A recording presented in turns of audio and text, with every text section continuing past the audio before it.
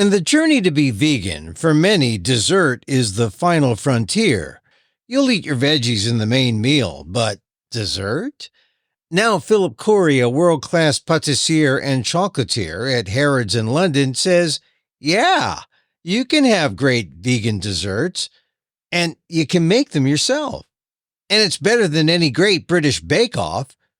Next on the PETA Podcast.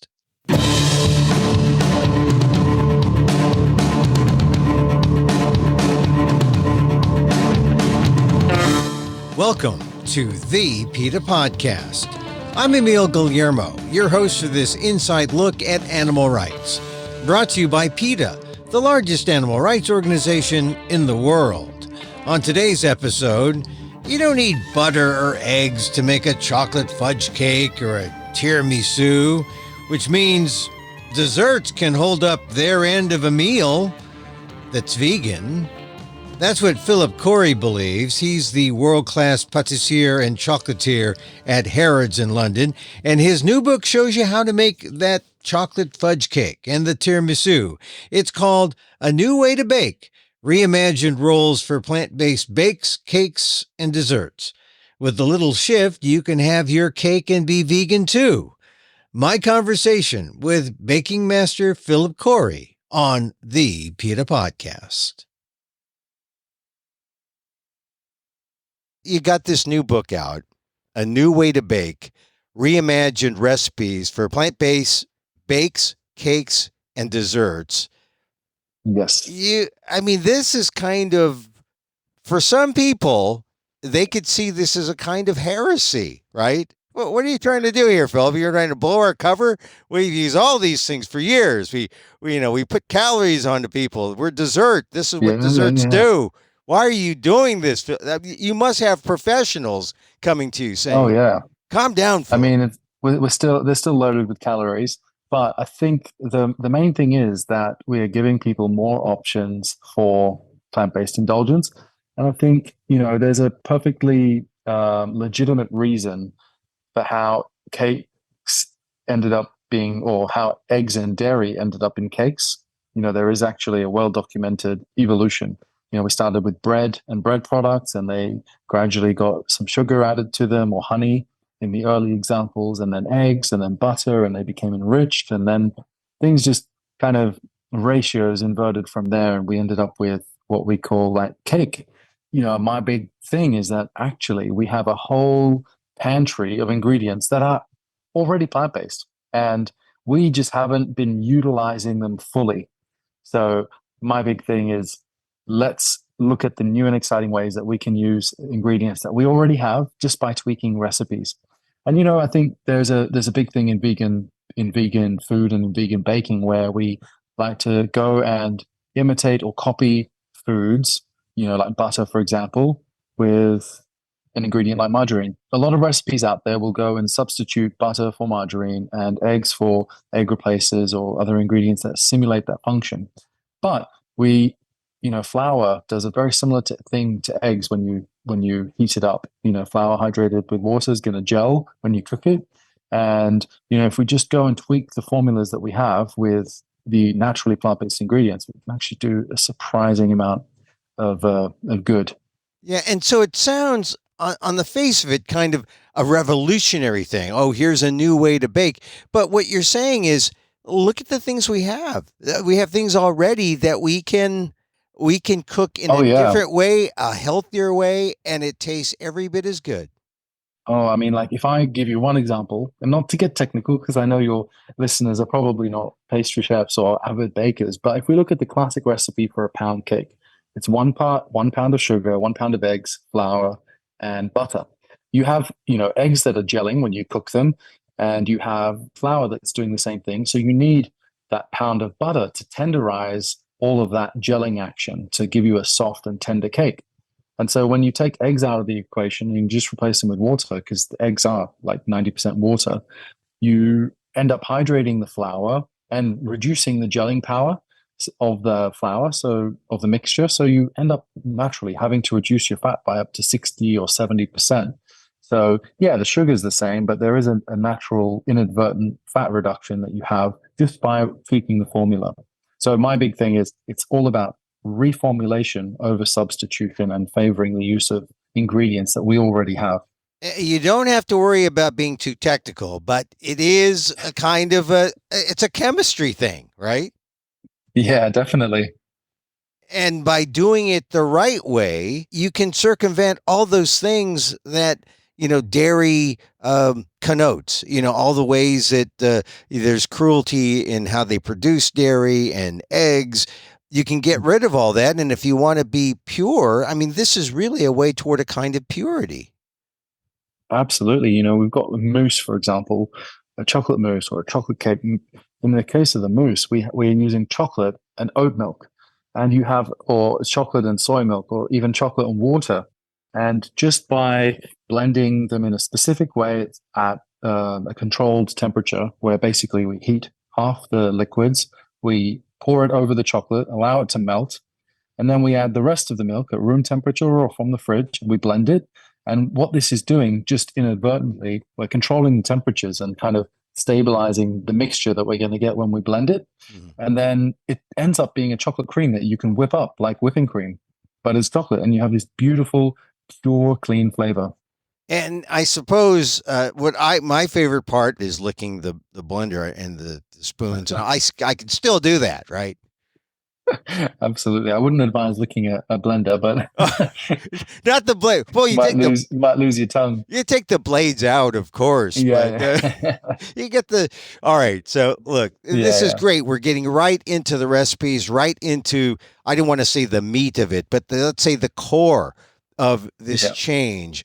But this is all part of a journey that you've taken, and we have to say how you became a pastry chef, because you are a pâtissier, a chocolatier. You are, at the height, you're at the top of your game, but you didn't start out that way. How did you first become a pastry chef? Yeah, so the thing is, I always loved pastry. I always loved baking, and I just didn't know that it was a career option. I trained as a designer because I love design, and I worked in advertising and branding. But at 21, one of my bosses said to me, "Oh, you've got a knack for this baking. Have you ever considered, taking it up as a career?" And I said, "Actually, no." But the thought stuck, and I enrolled in culinary school just as a way of expanding my passion for baking. But you know what? The first day I went in, I was in my chef whites. We were making choux pastry, and I knew that was it. And I felt I was in the right place. And I landed a job a few weeks later. And the rest is history. Was there a thing when you were a kid? You saw your mom doing certain things, or your dad? Yeah, it was actually my dad. My dad was a really keen baker, and I have a massive sweet tooth, which I think I inherited from my grandfather. And I would just love watching him make all of our birthday cakes for all the special occasions. And I always wanted to help, and I would eventually start baking myself. Yeah. And then, all right, so you baked, and then you said, oh, but this marketing and branding thing, this is how I'm going to make a living.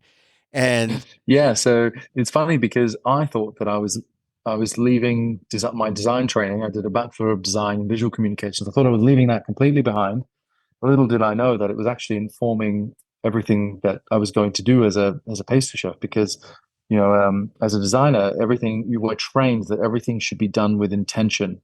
Everything that you put on a page or in any piece of communication has to have a function and has to do something or say something. You don't just put things in because they're decorative or because they're nice, even though decoration can be part of the language. So my cooking is very much the same. In my cooking, I want recipes to be as simple and as clean as they can be without having too much fuss or fluff. And that filters down to my plant-based baking. There's not a recipe that doesn't have only the essential ingredients. And people, I think, have been really surprised at how simple they actually are. And it is really very approachable. And the ingredient lists are short and not complicated. The plant-based journey for me started with, I was working in a really wonderful business called Zumbo. And before that, I had worked at a wonderful place called Key Restaurant, where my chef de cuisine, same age, but was actually vegan. I realized that I was actually very lucky, because in these great places, we're using, the highest welfare ingredients. And I never considered it problematic because we had access to, ingredients from animals that were treated well and all of that. And then I think at some point you realize that this is actually just about 1%, maybe less, of the entire industry, and that 99% of animals live horrible lives and that they're exploited for our food. At first, was very dismissive of vegan pastry, and I didn't think that. Well, firstly, my initial response when someone said, "Hey, how about vegan pastry? Can you make pastry vegan?" I was like, "No, like everything relies on eggs and dairy, butter, cream, milk," and so I was dismissive, but that really started. It got me thinking about what was possible, and I was already on a journey to make desserts cleaner tasting, more powerful in flavor, with a bit less sugar, a bit less fat, and so this felt like a natural area to kind of hone in on. And then I became very passionate about it. I think you definitely come to this realization that we just can't keep going the way that we are, and it's unsustainable, and we need lower impact options. Did you think about the animals in terms of what they went through? And were you close to animals Yeah, I as you mean, grew up? it I wasn't. I had pets like a dog growing up. I think everything kind of. I became gradually aware. When did it dawn on you that it was all connected? That the treatment of the You animals and the know, cows and the chickens and all that. I had a friend that went vegan. I didn't understand it. I had the same reaction. Eating animals and animal products has become so normalized. Like it is the overwhelming normal thing to do, which, and I think in some ways we've just become completely desensitized to speak out against animal, cruelty or animal consumption is seen as very fringe and very weird, sadly. And so it was, I think it was for me this realization that the more I looked into how food is being made and seeing the real life effects, um, not just on the planet, but on animals themselves that have to go through what they go through for us to eat them and their milk and their eggs and things like that, um, makes you question it. Makes you question things because of the sheer scale of it. When you realize that if we're making we do most of our range is traditional pastry with eggs and dairy in it, and the scale at which these ingredients are used is frightening.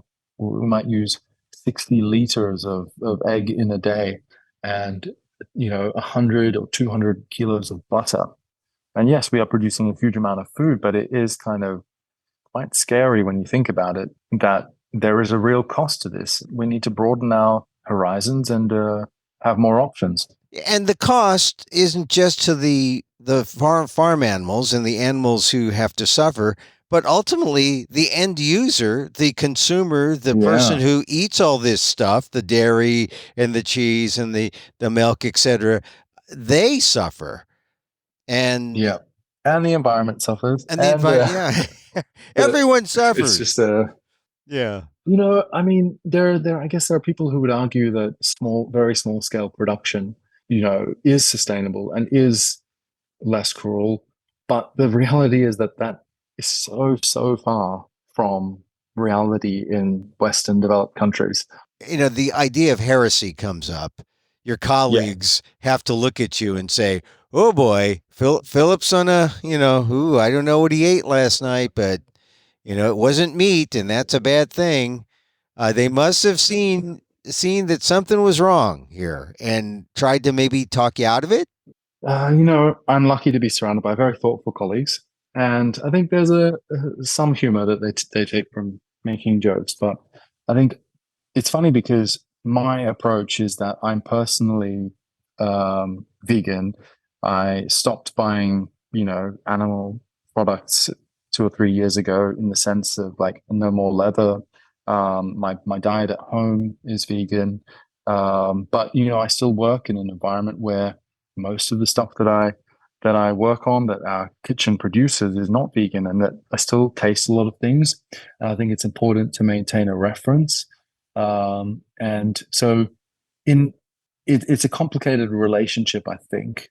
But deep down, I'm a plant-based vegan. You do work at one of the, classiest, most famous institutions in retail and in food, and we're talking about Yeah. Harrods. What did your bosses think of, just You know, your it's funny because this was one of the things that got me. Harrods is an incredibly supportive place of anyone that comes in with an idea and knows how to execute it. And I found myself looking at our range and seeing that there were absolutely no plant-based options in the patisserie. So in one of our tastings, I developed two cakes and decided to show them. I asked my manager, and he was all for it. But everyone that in my team was absolutely all for it. And then we showed it to the buyers, who are the team that basically commission what we're going to sell. Yeah, I didn't introduce them as vegan desserts, and we just tasted them. They loved them. And then at the end, I said, "Oh, and by the way, they're vegan and nut free and gluten free." And I think everyone was like, "Well, what?" Because especially at that time, 5 years ago, no one had tasted anything like it. And I think there's definitely a bias or a perception that vegan desserts are either dense or dry or dull or missing something. So I think the quality really spoke. The quality of these desserts impressed a lot of people, and we launched them straight away. But we launched them with vegan in the title, and they did not sell. Hmm. And I think it highlighted the reality that most of our customers are not vegan and would be turned off by the idea of buying something that's vegan. So we realized that we have some vegan customers that we want to serve. So we decided to take vegan out of the title and then put it at the end of the description in smaller letters. And our philosophy is that it's something that if you're looking for it, is there. But if you're not, it's just another great dessert. And that was the real test. When we made that change on the plaque in the counter, they went from not selling to being top 10 sellers. And one of them has stayed in the counter since then. What is that? Which dessert is that? It's like a really delicious, light, not too sweet a mousse. So it looks like this kind of golden dome, and it's a passion fruit glaze. And then underneath is this really thin shell of a chocolate couverture made from, it's like a white chocolate, but made with coconut instead of milk solids from milk, from dairy milk. And so you've got this lovely passion fruit glaze, a coconut chocolate shell, a mango and passion fruit crema, like a lovely soft, creamy pudding texture, and then a pineapple and coconut pina colada mousse, and a base of like a coconut financier. God, and So that's just dessert. I would want 10 of them. so do our customers. It is very popular, and it's just one of those things that, unfortunately, the having vegan in the title dissuaded people from buying it. But once we took it out, we had something for vegans and for people following a plant-based diet, which is increasing, mind you, and something that everyone could enjoy. See, your marketing and branding training did work out in There the you end. go. I mean, it did. I mean, the visual arts, you see how the thing looks on a plate, how it looks on display, how you It's so dress. important. Yeah. Yeah. And I say my philosophy is sometimes people don't know what they want. You have to kind of bring it to life for them. So no one's going to tell you they want a vegan dessert, but if you make something delicious and it happens to be vegan, they can be persuaded. So got to lead by example. And I think, as a pastry chef, it's my responsibility to do that. Yeah. I mean, because some people would see that, oh, you make these vegan desserts, it sounds limiting, but it's not Yeah. limiting. It's like it makes you a more creative Oh, patissier. absolutely. Yeah. Yeah. The restrictions do create more creativity. If you're vegan and you've got to figure out how to not necessarily replace, but you got to figure out the chemistry. And then once you discover the chemistry that works, then you go get creative and crazy with all the other things you can. Because Absolutely. basically the thing that makes a dessert is whatever makes it sweet. Right. Yeah, but I think what makes it an enjoyable dessert is the balance of things, of texture, of sweetness, of flavor. All these things are happening all at once. And there's a real symphony of textures and flavors at play that make a dessert memorable and enjoyable. It's not just about sweetness, I would argue. It would have to be the sweetness, but also how it looks and how it feels, Yeah, right? And how it feels. an art and a science. Yeah. And mouth feel as well as, the appeal to the eye, all that is important. Definitely. Now, Philip, I only have sharpened my baking sense by watching the British Bake Off show. You must know that. That's the only reason I know the difference between a ganache and a And a mat, crema. yeah, and a sponge. A sponge. Yeah. Oh, good. One of the things. All right, so let's get into some of the basic recipes. Not basic, but just some of the recipes that are the kinds that turn heads and make people say, "Hey, this is vegan." Just sort of like the thing that you just described. I mean, I personally am a big tiramisu fan. And if you can get a vegan tiramisu, oh my God, I'll line up for that thing for days. There's one in the back of my book. I know. So tell me about Yeah. the vegan tiramisu and why why it's not that it shouldn't be that puzzling for bakers to try it. It's not necessarily a non-vegan thing. It can be vegan very easily. Well, it's not easy until you do it. True. It takes a hell of a lot of trial and error. But once you get it, it is, and it can be really easy.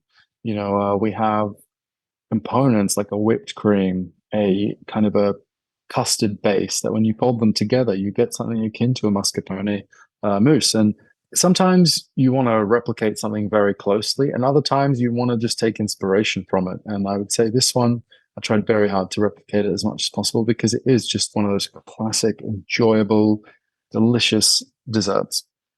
Yeah, it's so light that it just seems like Yeah. you don't realize that you've just had like 3 or 4 slices because it's so light. But Yeah. you have to deal with the lady fingers, and they have to be vegan. I guess that's not that hard. Yeah, so in this case, I've actually taken out a few steps. So we don't have to make a really light sponge. We just make uh because the ladyfingers are quite a complex thing to directly recreate. And so typically you would take ladyfingers and you'd soak them in a coffee syrup. But in this case, I've actually just made a moist sponge that has coffee in it. So you can then brush on some extra coffee syrup, or my preference would be for the liqueur. But apart from that, you just layer up the mousse, put in lots of cocoa powder, and you have a really delicious tiramisu.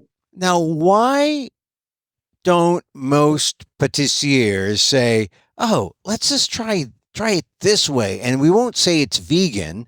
We'll just say, "Hey, this is a cruelty free," or we won't even say it's cruelty free. The taste will be there, and they just say this is Philip's tiramisu, a special original tiramisu. I bet you that would sell. That would be a marketing thing, and people wouldn't be hung up with the vegan plant based idea, right? Yeah, yeah, that's a good idea. I mean, because Hey, basically, maybe one day when I have my own bakery, I'll do that. yeah, when you open up in California, we'll say, here's how you. I'll be the tiramisu consultant. Yeah, Because when you my look, taste tester. yeah, well, but when you look at it, it's not a matter of all the tiramisus have to taste the same. At some point, you could say, "Hey, I'm Chef Philip. This is my take on it," and it's because you can have tiramisu classic, which is all the bad stuff, but here's my take, and Yeah. veganism doesn't even come into play. What? Yeah, one day we will. I believe it. It's funny because when you have the conversation, like I did yesterday with a journalist at a conservative newspaper, Uh-huh. right now we're trying to convince people to adopt a more plant-based diet and ditch meat and dairy products. My advice is master one recipe at a time. It's not about overnight having this new repertoire, and we can't let perfection be the enemy of progress. We need to take one step at a time. It needs to be sustainable. I think, right now it's about that transition, and that is very difficult. Change by nature is difficult. But in 50 years' time, the whole world could be vegan, it automatically by default. And I really believe in that possibility. Hence why I feel like it's my responsibility, with the skill set that I have, to start offering those solutions. 50 years time, you think, huh? I mean, that's pretty, at some point in the future, that's pretty ambitious. Yeah. I really believe that fast food needs to transition like immediately. I think they need to figure out, I'm not sold on the Impossible and the Beyond Meat options, but I think whatever they end up doing, however they end up doing it, fast food, when you see the amount of processing that goes on, it may as well be a process something else, not an animal. Right. And I think it's such a disservice to the poor animal that was sacrificed to make it a processed cheeseburger.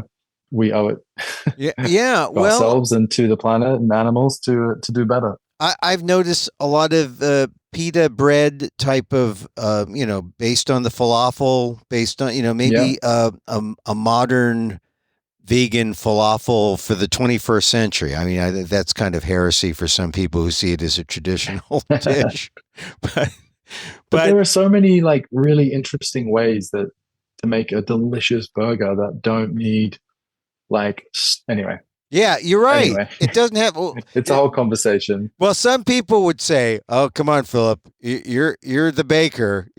Get out of the grill. The grill that's not your that's not your bailiwick. Stay." Hey, this change has to start somewhere, and I think, we're going to go through some ups and downs. It's not going to be. It's not going to be easy, but we got to start somewhere. Well, one thing, if the product is made and if it's frozen and then it's given to people and they can try it that way, in a simple way, if they don't have to make it themselves, they can just buy it. That would make it easy. If you can see it on the showcase or, in the freezer section, something that's easy, possibly that would help, further, hasten the move to veganism. Yeah. Tell me, are there recipes simple enough for an amateur? The chocolate fudge cake is so easy. You've got a 3-ingredient chocolate ganache. It's just chocolate, any milk you like, a little bit of sugar. You've got a sponge that is very much akin to a classic chocolate sponge for a fudge cake. It's got, cocoa powder, plain flour, some baking and bicarb, a little bit of vinegar. You've got essentially a wet mix, a dry mix. You mix them together, put them in the oven, sandwich them with the ganache, which you just, is also very simple. Yeah. And actually, I did a masterclass in vegan patisserie not long ago in Hungary. And it was the first time I was doing an exclusively vegan class. And it was amazing how quickly it went, because all the preparations just come together so much more easily. You don't have to beat any butter. You don't have to condition any eggs. Nothing has to be room temperature or warmed slightly, or everything just comes together because of simpler ingredients. So a lot of simple recipes. I also see your book includes QR codes. What can be found in these QR codes? Yeah. So the whole approach is about accessible pantry staples. So from really familiar ingredients. But in order to do that, we need to use quite a few new techniques. And so those videos are full demonstrations of every recipe.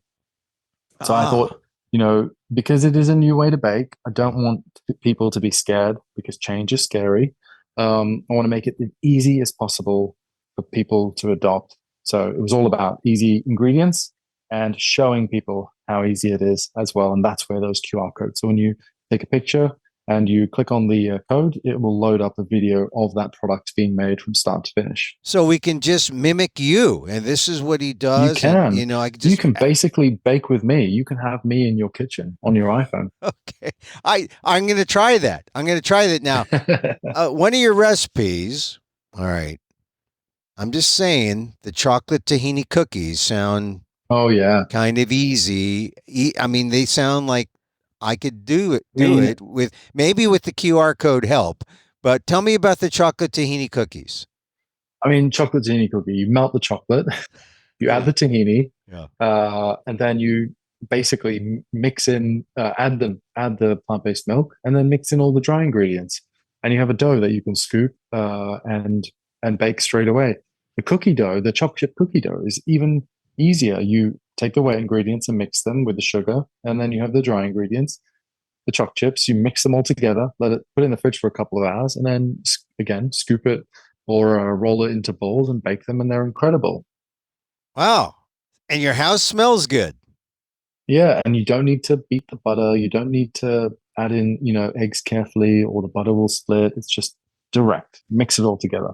God, see, Phil, I can see that maybe after a day of whatever you do as a baker, you must want to pinch yourself, feeling that you are stealing from you're doing this fun thing. You're bringing joy to people's lives with this sweet goodness, and you're not in some boardroom in a suit talking about branding and marketing. Thank God. You're making this delicious food. You're making dessert. You're making dessert. That's what people look forward to.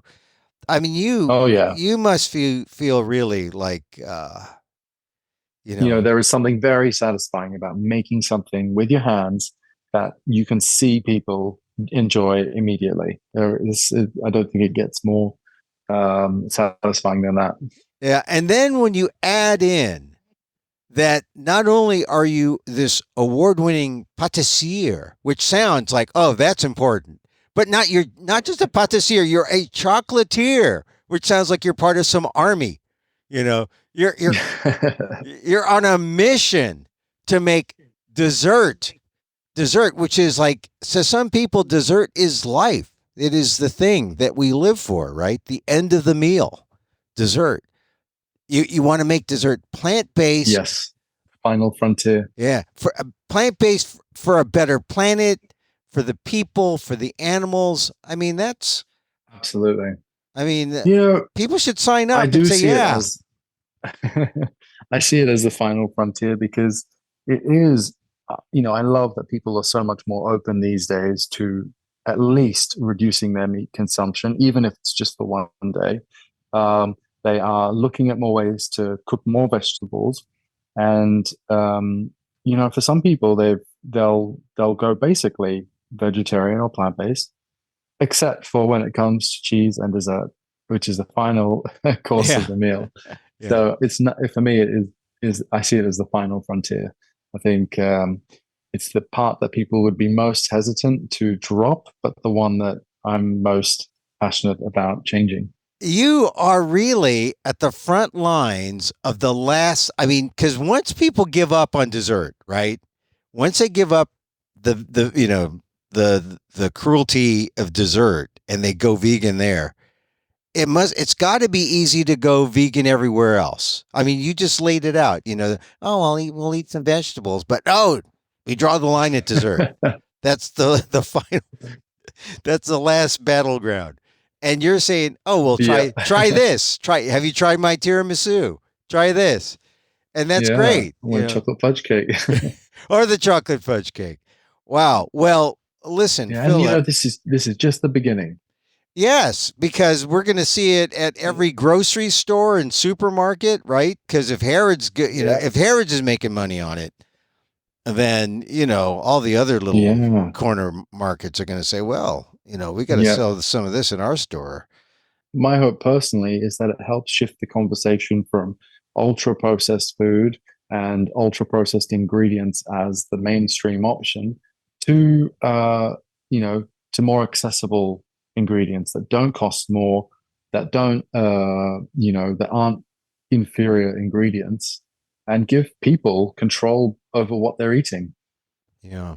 The way I see it is, if people can use less or no margarine in their baking and stick to unrefined or cold pressed oils, it's got to be better, right? And same thing for all the industrial additives that are used as egg replacers. If you don't need them, then it's got to be better for you. Yeah, I've seen you on some demonstrations say, "Oh, you can just put water there. You just need the water. You don't need all the other the oil or that kind of thing." I mean, and it's true. And people, because you figured out the equation, you figured out the chemistry, and I just hope that people pick up the book and that we go further down this frontier Philip Khoury, really, thank you for being part of the PETA Podcast. Your new book, A New Thank Way you. to... It's been my absolute pleasure. Yeah, well, thank you. Not as pleasurable as another dessert, I'm sure, but it's got to be close. It's got to be close. I mean, they were having conversation about Thank you, Emil. about you. Well, thank you, Philip. Your new book, A New Way to Bake, reimagined recipes for plant-based bakes, cakes, and desserts. It's available now. Get it wherever books are sold. Philip, good luck on the book, and I hope we can talk to you again soon. Thank you so much, Emil. Have a happy holiday, and sell a lot of that vegan. Thank you. Same to you. And sell a lot of that vegan tiramisu. Thank you. Right.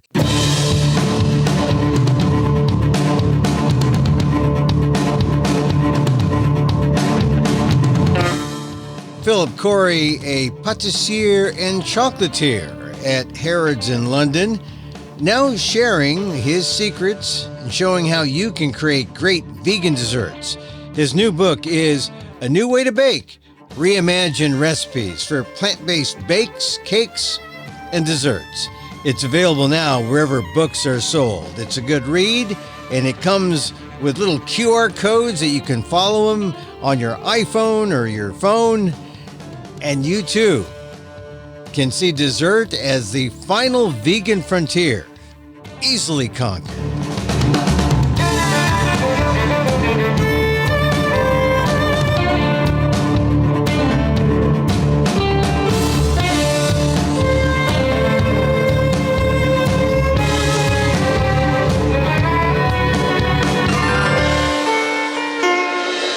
And that's our show for today. Thank you for listening. Don't forget to send a link of this show to your friends. Tell them you like the PETA Podcast.